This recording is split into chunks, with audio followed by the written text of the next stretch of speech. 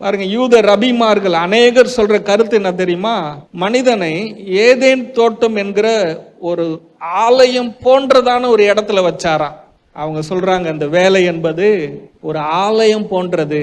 ஒரு சின்ன பிஸ்னஸா இருக்கலாம், பெரிய பிஸ்னஸா இருக்கலாம், வேலையா இருக்கலாம், உங்களுடைய முதலாளி இந்துவா இருக்கலாம், முஸ்லீமா இருக்கலாம், எப்படிப்பட்ட இடமா இருக்கலாம். ஆனால் தேவனுடைய பார்வையிலையும் உங்களுடைய பார்வையிலும் அது தேவனுடைய ஆலயம். அந்த இடத்துல எப்படி இந்த சபையில நீங்க இத்தனை பேர் உட்கார்ந்து இருக்கிறீங்களோ, அதே போல ஒரு வேலையில ஒரு 10 பேர் இருப்பான்.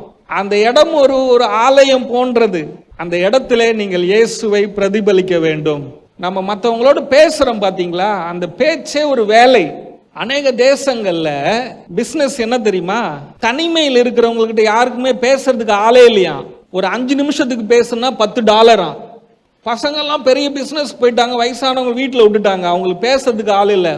போகும்போது பணத்தை கொடுத்துட்டு போயிடுவாங்க. அப்பா நீங்க யார்கிட்ட பேசணும்னா பேசுங்கன்னா அந்த ஃப்ரீ காலுக்கு ஃபோன் பண்ணி பேசுவாங்களாம்.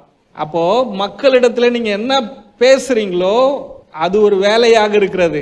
ஜீவனுள்ள தேவனை குறித்து பேசுறீங்க பாத்தீங்களா, அது ஒரு சுவிசேஷத்தின் வேலை. ஆமென். தேவன் உங்களை ஆசீர்வதிப்பார். ஆமென்.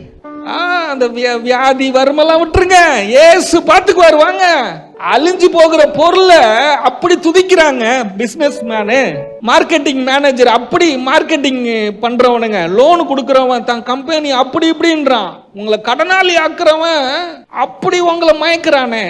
இயேசு நல்லவர் என்று சொல்லுங்க, வல்லவர், நேசிக்கிறாரு, உனக்கு அப்பாவா இருக்கிறாரு, அவரு உனக்கு நல்ல நண்பனா இருக்கிறாரு, எல்லாம் உண்மை சத்தியத்தை சொல்லுங்க.